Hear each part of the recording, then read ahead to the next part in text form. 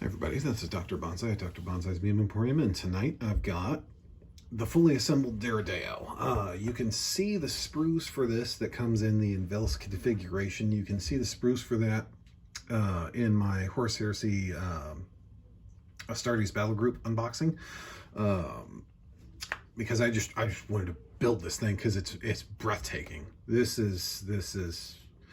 was quite an experience to build. So this separate piece, and I locked it in place at a good angle, but this entire assembly is flexible. Like, you can have this rotatable up and down. Does nothing for the game rules. Absolutely nothing. But it's a cool it's like you can turn your Dreadnought into a fidget toy, which, whatever. Big, huge hole in the bottom. The arms I have already locked in place with glue,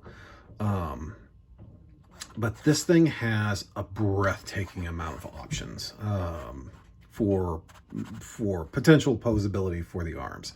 So the shout out to this piece of engineering right here. So you can kind of see how it's like, it looks like it's one continuous long piece. This thing was 12 pieces. Side, front, back. 12 pieces. And you did the one section, two subsections, three subsections, and then this box. You see that little plate right there? That little tiny plate? That was a separate piece.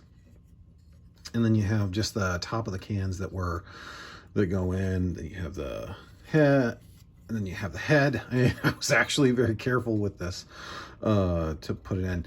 Now, the one thing that I don't like about this pose, the stock pose, so to speak, is that the arms are kind of whopper jawed. Like they kind of like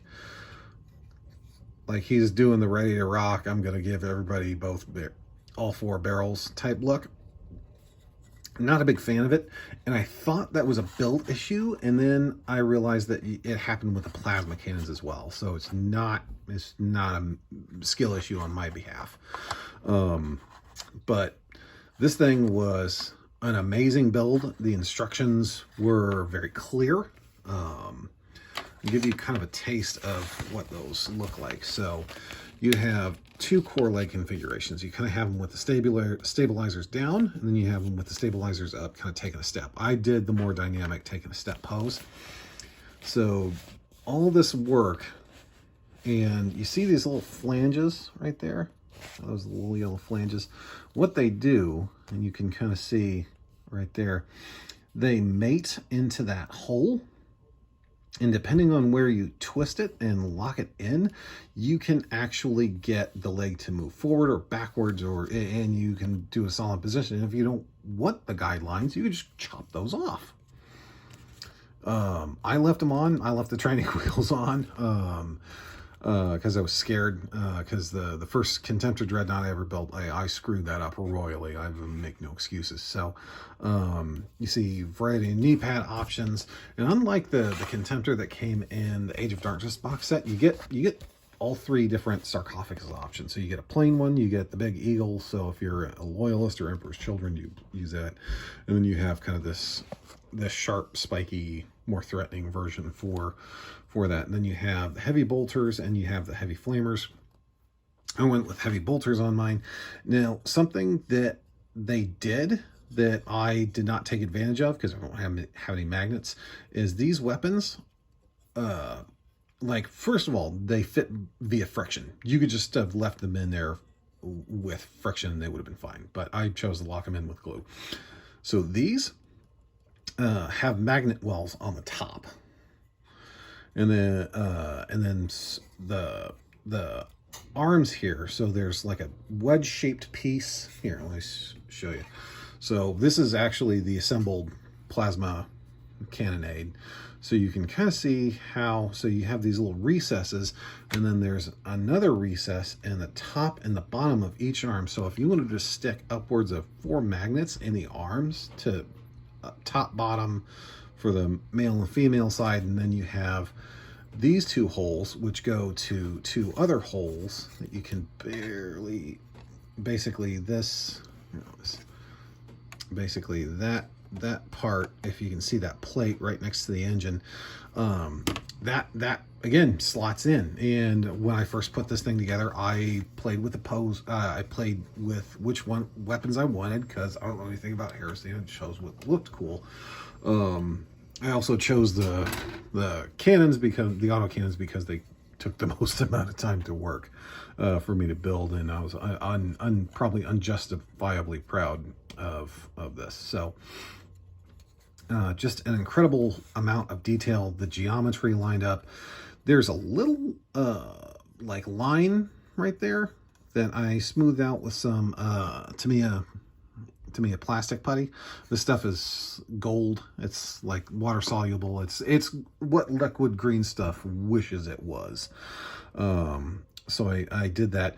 But then again, it could have just been a little like you could have just sold it as a panel line. It would have been fine. I don't know. So but you can kind of see how the front looks scuffed. It's actually smooth to the touch, and that's just because I used Tamiya extra thin glue, and as the glue was drying, I used a very few soft strokes with an emery board to kind of disappear that seam line. So so all these you kind of see the stress marks in the plastics from where it popped off the screw. Those are all going to disappear once the miniature is primed. So and obviously I'm going to lock this in after it comes time to paint, because I just want to be able to get at the top of the thing and without having to fight around it. So and end up locking this in with glue, which of course they're probably going to have the other option, which is I think for like anti-air missiles. And then of course, we're probably going to get another weapon sprue with the other weapons, like the Volkite weapons that they have access to. But this thing was poetry in motion. This was an insane build, and I just kind of fell into a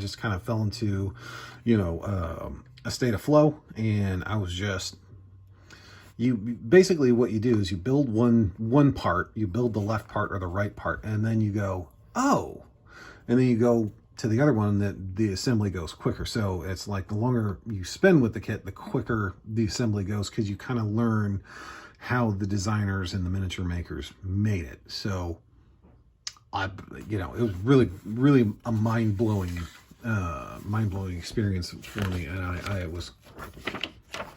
it was like I was building a Tamiya model kit back when I was a really little kid, probably when I was too young to actually be doing that. So, but yeah, this was amazing. And again, just one more look at the plasma cannonade. So you get, again, 2 of those, and me, like a dummy, not knowing what I wanted to do, I built 2 of them. So I built both of them because I didn't know if I wanted to do this or the Anvilus autocannons. So and again, I did some dry fitting, and you still kind of get the weapons kind of pointed, towed outwards, if that makes any sense, kind of towed outwards like that. And as far as I could deduce, it was not an actual assembly error on my part, which is encouraging.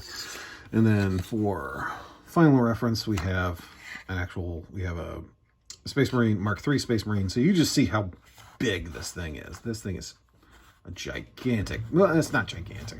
Titan or one of the new Imperial Knights, but this thing is it's pretty big. It's going to be a good centerpiece model to throw on the table. So highly recommend it. $80 USD. Obviously don't pay that because that's retail, and paying retail is for suckers. Unless you want to, there's plenty of places you can get this. I got a lot of my miniatures so far from a place called Michigan Toy Soldier, mishtoy.com. They do 10 to 15% off every day. Some weekend specials you can get, finishing stuff like this Tamiya. You can get that for upwards of 20% off if they're doing a special weekend. And if you pre-order something, or if you order something and they don't have it in stock, you get 20% off. It's a fantastic store.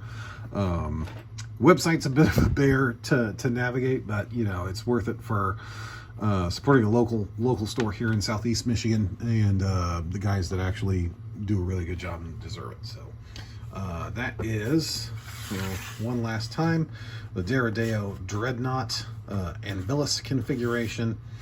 Looking forward to getting some primer and paint on this. It'll probably be a week or two before I get a chance to do that, though. So thanks very much and have a great night.